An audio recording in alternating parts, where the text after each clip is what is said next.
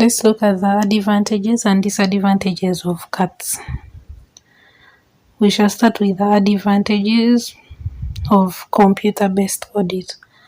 So, first is that auditors can test program controls as well as general internal controls associated with computers, like they can test everything using the computer.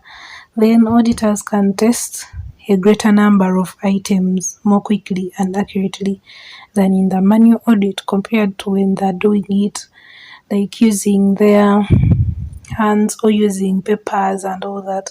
So they can be able to do or to test a greater number of items compared when it's done manually. Then auditors can test transactions rather than paper records of transactions that can be incorrect. Like in the computer, you can use test data to test transactions to see if they're correct or not. But when it's on paper, there is no way you can test it.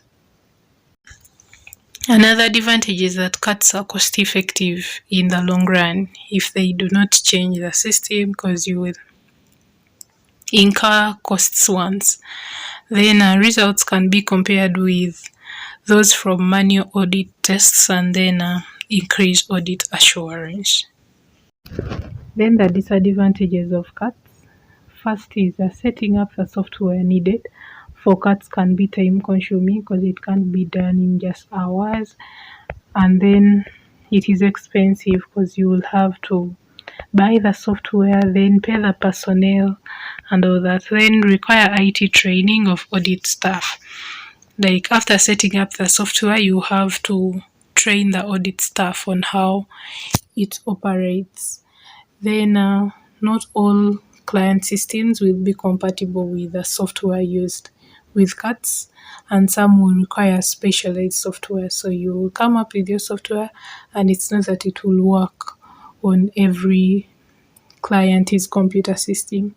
So you may need specialized software for a particular client, which is expensive.